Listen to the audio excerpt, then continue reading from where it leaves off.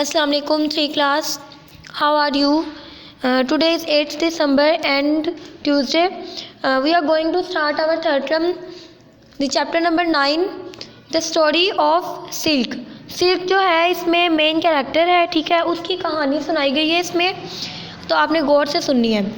अच्छा, ये स्टार्ट में कुछ उन्होंने वर्ड्स दिए हुए हैं हमें जिनके मीनिंग्स हमें पता होने चाहिए, ठीक है। पहला वर्ड है हमारे पास आर्टिफैक्ट्स। आर्टिफैक्ट्स इंटरेस्टिंग ऑब्जेक्ट्स, इसका मतलब है कि कोई दिलचस्प चीज़ें। Bearing a person's way of standing और मूविंग, कि एक इंसान की खड़े होने की या कोई हरकत करने की का जो तरीका हो उसको कहते हैं। Cocoon a silky case spun by insects such as caterpillars kept to one area. इसका मतलब है बच्चों, एक रेशम का कीड़ा होता है, ठीक है, वो उसको काटना, मतलब उसको जो रेशम का कीड़ा होता है ना, वो कपड़ों को बुनना या काटने के लिए इस्तेमाल होता है, वो रेशम के लिए, ठीक है। कैटरपिलर भी उस कीड़े का नाम है।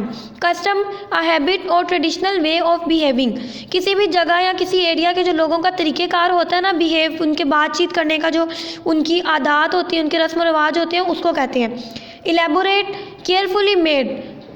Carefully made with lots of fine detail, किसी चीज़ को उसकी तफसील के साथ बयान करना, तरीके के साथ। Empire the ruler of an empire, किसी सल्तनत का कोई शहनशाह जो हो उसको कहते हैं। Manufactured weaver made a person who makes cloth by crossing threads over and under each other, ऐसा इंसान जो क्या करता हो, कपड़े बनाता हो और धागों को उनके अंदर से क्रॉसिंग करके ऊपर नीचे से उनको बुनता हो या बनाता हो, ठीक है। हम अब रीडिंग स्टार्ट करेंगे। Did you know that silk was discovered in China, क्या आपको पता है कि जो रेशम है वो चाइना में दरियाफ्त हुई थी। अ लॉन्ग टाइम अगो, काफ़ी अरसा पहले। इन अ टिनी विलेज इन चाइना के एक छोटे से गांव में there lived a poor girl, एक गरीब सी लड़की रहती थी। Belonging to a weaver's family, जो कि कपड़ा बुनने वाली, वीवर्स का मतलब बुनना होता है, वो कपड़ा बनाने वाली ख़ानदान के साथ ताल्लुक़ रखती थी। वन डे, एक दिन, the empire was passing through the village, एक शहनशाह गांव के पास से गुजर रहा था। And saw her working in the fields, और उसको खेतों में काम करते हुए देखा। He notice her pretty face, उसने उसका खूबसूरत चेहरा देखा। हर प्राउड बीरिंग, उसके चेहरे पर फ़ख्र था। And her rough work worn hands, और उसके काम करते हुए हाथ। Her which mean she work very hard through the year, जिससे ये जाहिर हो रहा था कि उसने बहुत सारा साल बहुत मेहनत से उसने काम किया है।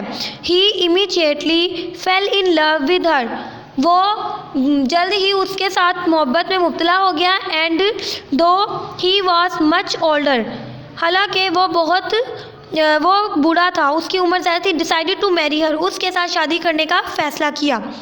The girl married the ruler of the land, उस लड़की ने उस सरजमीन का जो शहंशाह था उसके साथ शादी कर ली। And went to live in the palace as his beloved queen, और वो उसके महल में रहने लग गई उसकी मलका के तौर पर। But she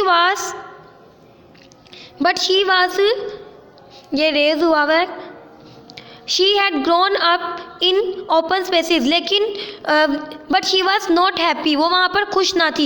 She had grown up in the open spaces countryside, क्योंकि वो खुली आज़ाद माहौल में, यानी कि गांव के अंदर वो पली बड़ी थी। And now she was confined to a palace, और अब वो एक महल में आ गई थी।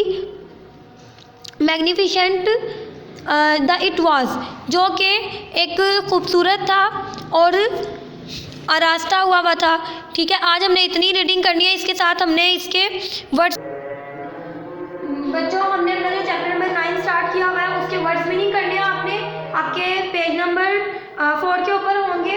पहला वर्ड है कस्टम का मीनिंग होता है रस्म व रिवाज। नेक्स्ट वर्ड है एम्पायर कहते हैं शहनशाह को। मैन्युफैक्चर बनाना। इमीडिएटली